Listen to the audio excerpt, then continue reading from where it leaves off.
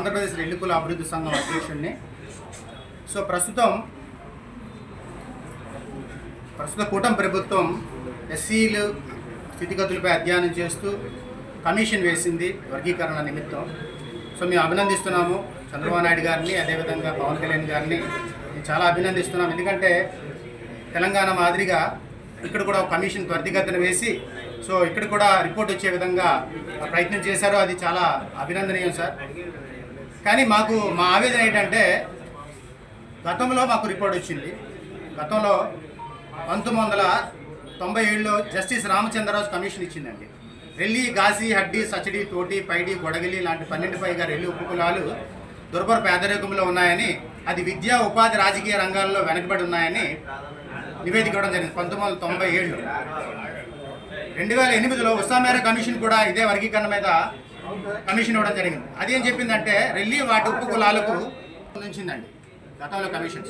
ఇప్పుడు కూడా మేము మిశ్రా గారి కమిషన్ కూడా ఇప్పుడు 1 మ్యాన్ కమిషన్ కూడా మేము భావించింది ఏంటంటే గత సిఫారసుల ఆధారంగా, గతంలో ఇచ్చినటువంటి రిపోర్టులకు ఆధారంగా రాజ్యాంగబద్ధంగా వస్తుందని మేము భావించాం. కానీ గతంలో ఏ అన్యాయం జరిగిందో రెల్లీలకి అదే అన్యాయం ఇప్పుడు ఇచ్చినటువంటి వర్గీకరణలో జరుగుతుంది. తెలంగాణలో అభివృద్ధి చెందిన కులాల జాబితాలో చేర్చారు. ఆంధ్రప్రదేశ్కి వచ్చేసరికి గతంలో జరిగినట్లే ఇక్కడ 1% రిజర్వేషన్ కేటాయించారు. 1% రిజర్వేషన్ వల్ల మేము నష్టపోయింది ఏంటి అంటే గతంలో మాకు 1999లో 1% రిజర్వేషన్ ఇచ్చారండి. ఆ 1% రిజర్వేషన్ కేవలం ఉమెన్కి మాత్రమే పరిమితం చేశారు. అంటే అప్పటికే నిరక్షరాస్యత సమాజం మాది, అప్పటికే నిరక్షరాస్యత ఎక్కువగా ఉంది, పురుషుల్లోనే అక్షరాస్యత లేదు అని కమిషన్లు చెప్తూ ఉంటే మహిళలకు ఇచ్చారు. సో ఈ మహిళలకు ఇవ్వడం ద్వారా అక్కడ ఒకవేళ అర్హత గల మహిళ ఎస్సీలో లేకపోతే అది బి కేటగిరీ పొందేలాగా డిజైన్ చేశారు. మరి ఇప్పుడు 1% రిజర్వేషన్ ఇస్తున్నారు. మీరు ఎలా ఇస్తున్నారు? ఉమెన్కి ఇస్తున్నారా? మీ రాస్టర్ పద్ధతిలో ఎలా ఇస్తున్నారు? ఇప్పుడు కూడా ఉమెన్ ఇస్తే మేము నష్టపోతాం. ఎందుకంటే రాజ్యాంగం ఏం చెప్తుంది? ఆర్టికల్ 341 ప్రకారం మేము దశాబ్దాల క్రితమే మేము ఎస్సీలుగా గుర్తించబడ్డాం. మరి మాకు మహిళలకు రిజర్వేషన్ ఇవ్వడం ద్వారా పురుషులకు నిరాకరించబడుతుంది రిజర్వేషన్. ఇది ఎక్కడ రాజ్యాంగంలో ఉందండి?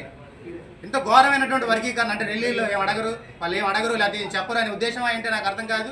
ఇంత దుర్మార్గమైన వర్గీకరణ ఏంటి? 1% రిజర్వేషన్ ఎలా ఇస్తారు? సుప్రీంకోర్టు తీర్పులో కూడా సిన్హా గారు ఇచ్చినటువంటి తీర్పు చాలా స్పష్టంగా ఉంది. ఆది ఆంధ్రులు అత్యధికంగా అన్ని రంగాల్లో అభివృద్ధి చెందిన ఆది ఆంధ్రులకు 1% రిజర్వేషన్, అన్ని రంగాల్లో అభివృద్ధి చెందని రెల్లీలకు 1% రిజర్వేషన్ ఇవ్వడాన్ని సుప్రీంకోర్టు జడ్జిమెంట్లో ఉందండి. ఎంత ఘోరం అంటే అది వ్యతిరేకించారు. రాజ్యాంగ సూత్రాలకు విరుద్ధం అని చెప్తున్నారు సిన్హా గారు.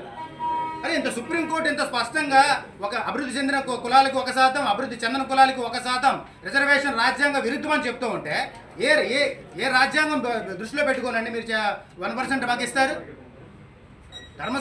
సుప్రీంకోర్టు ఏం చెప్పింది సార్? ఎవరైతే రిజర్వేషన్ ఫలాలు పొందలేదో, ఎవరైతే రిజర్వేషన్ ఫలాలు అందలేదో వాళ్ళకి రిజర్వేషన్ ఫలాలు ఇవ్వమని చెప్తోంది. అసలు వర్గీకరణ అసలు రాజ్యాంగ ప్రదాతలకు ఉద్దేశం ఏంటండి? ఎస్సీ, ఎస్టీ, బీసీ, మైనారిటీలకి రిజర్వేషన్ ఎందుకు వచ్చింది? సమసమాజ స్థాపన జరగాలనే రాజ్యాంగ ప్రదాతల యొక్క ఉద్దేశం. ఆ రాజ్యాంగ ప్రదాతల యొక్క ఉద్దేశాన్ని తప్పుదో పట్టిస్తుంది ఈరోజు వర్గీకరణ కమిటీ ఇచ్చిన సిఫారసు. దయచేసి స్పష్టత ఇవ్వండి. రెల్లీలకు ఏ రకమైన న్యాయం చేస్తారో చెప్పండి. 2 నుంచి 5% వర్గీకరణ కావాలని మేము మొదటి డిమాండ్ చేస్తున్నాం. దయచేసి ఆ డిమాండ్ని ప్రభుత్వాలు పరిగణలో తీసుకోవాలని, రెల్లి స్థితిగతుల్ని మరోసారి అధ్యయనం చేయాలని, సచివాలయాల్లో గణాంకాలు కూడా శాస్త్రీయంగా లేదు, తప్పులు తడకలుగా ఉన్నాయి, దయచేసి పరిశీలించి కులగణన చేసి స్పష్టమైన కులగణన చేసి వర్గీకరణ చేయాలని, రెల్లీకి న్యాయమైనటువంటి వర్గీకరణ జరగాలని, 2 నుంచి 5% ఖచ్చితంగా ఇచ్చి తీరాలని చెప్పేసి, ఇవ్వని పక్షంలో ఖచ్చితంగా మేము కూడా ఉద్యమాలు బాటపడతాం. మేము ఇంతవరకు మందకృష్ణ మాదిగన్న గారిని సహకరిస్తూ వస్తున్నాం. ఎందుకంటే అన్న ఉన్నాడు, మాకు అన్ని రంగాల్లో మాకు అండగా ఉన్నాడు, ఖచ్చితంగా మాకు న్యాయం చేస్తాడనే ఒక నమ్మకంతో ఉన్నాం ఈరోజు. కానీ ఈరోజు మాకు ఎంత అన్యాయం, గతంలో జరిగిన అన్యాయం జరిగితే మాత్రం మేము కూడా రోడ్ల మీదకి వస్తాం, రాస్తారోగ్యాలు చేస్తాం, ఖచ్చితంగా మా హక్కులు మేము సాధించుకుంటాం. థ్యాంక్ యూ సో మచ్ అండి. అంటే మీకు అర్థమైతే సమస్య మీకు అర్థమైతే ప్రతి ఇంటిలో చెదారాన్ని తీసి కరోనా ఒకరి నుంచి ఒకరికి వ్యాప్తి చెందకుండా వాళ్ళ ప్రాణాలు సైతం చాలా మంది చనిపోయారు కరోనాలో. సో ఎంతోమంది ప్రాణ త్యాగాలు చేసినటువంటి రెల్లి సామాజిక వర్గానికి ఈరోజు ప్రభుత్వం ఇస్తుంది నిజంగా దుర్మార్గమైనటువంటి నిర్ణయం అనిపిస్తుంది. అంటే నేను పూర్తి స్థాయిలో రాలేదు, దీన్ని ప్రభుత్వం చర్చిస్తుంది అంటుంది. మాకు నమ్మకం ఉంది ప్రభుత్వం పట్ల. ఎందుకంటే కూటమి ప్రభుత్వం పట్ల, పవన్ కళ్యాణ్ గారి పట్ల మాకు ఒక దృఢమైన నమ్మకం ఉంది. తప్పకుండా న్యాయం జరుగుతుందని మేము నమ్ముతున్నాం. కానీ ఇంత అన్ని పత్రికల్లో ఈరోజు చూసి మాకు ఆశ్చర్యం అనిపించిందండి. సో ఈ కులానికి ఎంత దౌర్భాగ్య పరిస్థితి అంటే దశాబ్దాల కాలంగా ఈ కులం వెనకబడవలసిందేనా ఆలోచించండి సార్ మీరు. ఇప్పుడు 1999లో వచ్చినటువంటి వర్గీకరణ ఒక మహిళకి ఇచ్చారు, నేను చెప్తున్నాను మహిళకి ఇచ్చారు. ఆ మహిళకి ఇవ్వడం ద్వారా పురుషుడికి పూర్తిగా నిరాకరించబడింది. అంటే ఇంక వేరే వారికి ఒకవేళ అక్కడ మహిళ లేకపోతే పురుషుడికి ఇవ్వాలి కదా, ఆ సిస్టంలో జెండర్ ఇచ్చి ఉంటే అలా జరిగి ఉండేది. అలా లేకుండా మహిళకి ఇవ్వడం, ఆ మహిళ లేకపోతే ఆ కేటగిరీలో ఉన్న ఉద్యోగం ఎస్సీ బికి కానీ సికి కానీ వెళ్ళేది. సో ఇప్పుడు కూడా 1% ఇస్తున్నారు. అది మహిళకి ఇస్తున్నారా జనరల్కి ఇస్తున్నారా చెప్పట్లేదు, 1% అంటారు. 1% వల్ల మేము నష్టపోతున్నాం. మీరు రిజర్వేషన్ ఫలాలు పెంచండి. అట్టడుగున కులాలను అభివృద్ధి పదంలో పెంచాలంటే రిజర్వేషన్ ఫలాలు పెంచండి. అగ్రవర్ణాలకి 50%, దయచేసి ఇంకుల అగ్రవర్ణాలకి 50% ఉన్నటువంటి ఓపెన్ రిజర్వేషన్లో ఎందుకు 10% రిజర్వేషన్ ఇచ్చారు? ఎందుకు ఇచ్చారు అంటే ఇంకా అగ్రవర్ణాల్లో కూడా పేదలు ఉన్నారు, అగ్రవర్ణాల్లో కూడా ఇంకా వెనుకబడిన వాళ్ళు ఉన్నారు, అగ్రవర్ణాల్లో కూడా ఇంకా నిరక్షరాస్యులు ఉన్నారు. కాబట్టి వాళ్ళకి 10% రిజర్వేషన్ ఇవ్వడం ద్వారా మళ్ళీ వాళ్ళు కూడా సమానత్వంలోకి వస్తారని చెప్పారు కదా సార్. మరి అగ్రవర్ణాలకి 10% రిజర్వేషన్ ఇవ్వడం రూల్ అయినప్పుడు మరి అదే దళితుల్లో ఉన్నటువంటి మేము కూడా వెనకబడి ఉన్నాం కదా, మాలల కన్నా మాదిల కన్నా వెనకబడి ఉన్నాం కదా. దశాబ్దాలు కానీ ఈరోజు మాలో ఒక ఎమ్మెల్యే లేడు. మీరు కావాలంటే చూడండి, మాలో ఎంపీ లేడు, మాలో ఎమ్మెల్సీ లేడు. కనీసం ఇప్పుడు రీసెంట్లీ ప్రభుత్వం ఇచ్చినటువంటి నామినేటెడ్ పదవులు ఏదో ఢిల్లీ కార్పొరేషన్ చైర్మన్, మాల కార్పొరేషన్ చైర్మన్, మాది కార్పొరేషన్ చైర్మన్ అంటూ ఇచ్చినటువంటి దాంట్లో మాల కార్పొరేషన్ ప్రకటించింది, మాది కార్పొరేషన్ ప్రకటించింది, ఢిల్లీ కార్పొరేషన్ ప్రకటించలేదు. కారణం ఏంటో తెలియదు. గత ప్రభుత్వం కూడా ఢిల్లీ కార్పొరేషన్ ప్రకటించింది, నిధులు ఇవ్వలేదు. ఈ ప్రభుత్వం అసలు ప్రకటించలేదు, ఎందుకు ప్రకటించలేదో తెలియదు.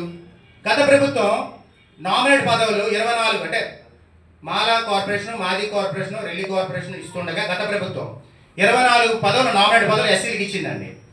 ఆ ఎస్సీలో కూడా 14 మాలలకి, 10 మాదిగలకి ఇచ్చిందండి. ఢిల్లీకి 0 అండి. అంటే మేమేమంటా అంటే మేము కూడా మాలలు మాది దళితులు అంటే మాలలు మాదిగలే కాదండి, ఢిల్లీలు కూడా కదండి. ఎస్సీలు అంటే 59 కులాలు కూడా, వీరికి ఒక్కరికైనా రెండైనా ఇవ్వాలన్న ఆలోచన ఉండాలి కదా. గత ప్రభుత్వం 24 పదవులు కూడా వాళ్ళకే కట్టబెట్టింది. ఇప్పుడున్న ప్రభుత్వం అసలు కార్పొరేషనే లేకుండా చేసింది. ఇస్తాదో తెలియదు, ఇవ్వదో తెలియదు. సరే ఇప్పుడు నామినేట్ పదవులు ఎవరికైనా ఇస్తుందా?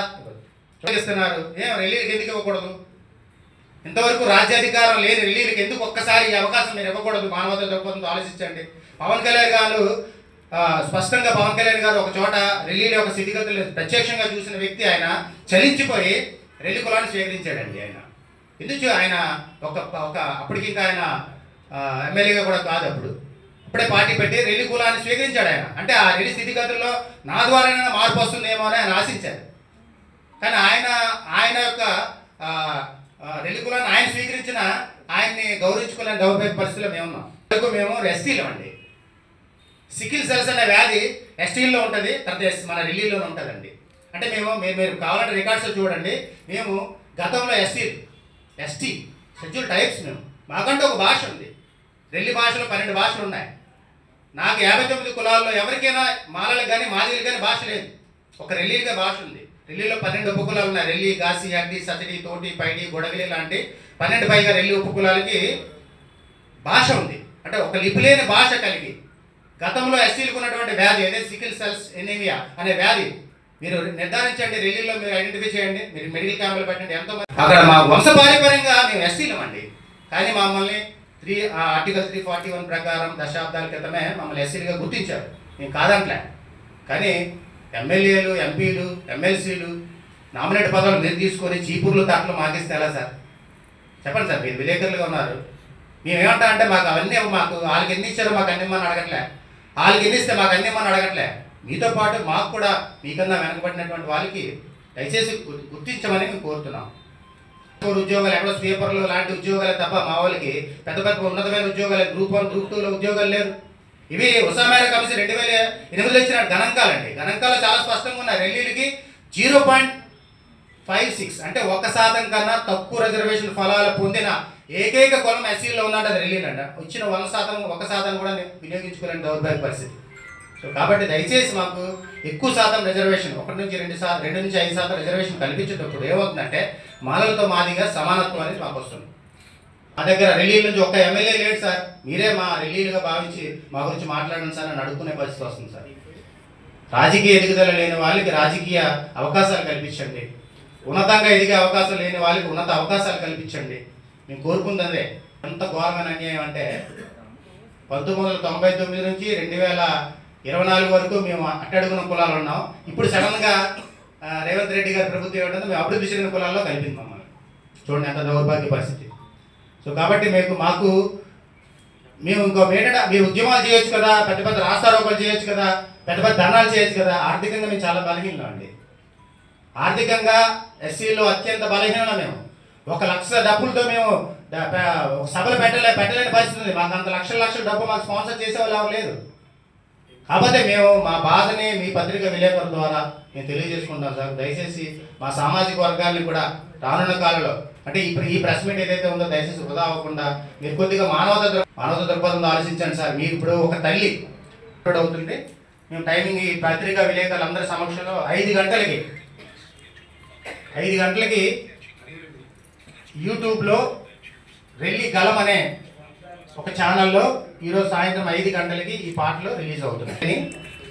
రెల్లి స్థితిగతుల్ని మార్చాలని. ఓ మాలన్నా, ఓ మాదిగన్నా, నీ తమ్ముళ్ళ సంగతి ఏందన్నా? అసెంబ్లీలో నీవు, పార్లమెంటులో నీవు, విద్యా ఉపాధి రాజకీయ రంగాల్లో నీవు తండ్రి అంబేద్కర్నే పోలినావు, ఎలా రెల్లీలను గాలి వదిలేసావు అని చెప్పేసి మాలన్న మాదిగన్న పాటలో ఉంటుంది. తిరగబడు రెల్లోడా, నీ హక్కులకై రెల్లోడా, రాజ్యాంగ ఫలాలలో నీ వాటాయికై రెల్లోడా అంటూ నా రెల్లీలను తిరుగుబాటుకి పిలుపునిస్తూ 3వ పాటలో ఉంటుంది. సో ఇదంతా కూడా ఉద్యమ గీతాలు. దయచేసి ఆశీర్వదించి మా సామాజిక వర్గాల యొక్క సమస్యల్ని మరింత లోతుగా ప్రభుత్వం దృష్టికి వెళ్ళేలాగా చూడాలని కోరుకుంటున్నాం. Thank you so much. ఏందన్నా అని అడుగుతున్నాను.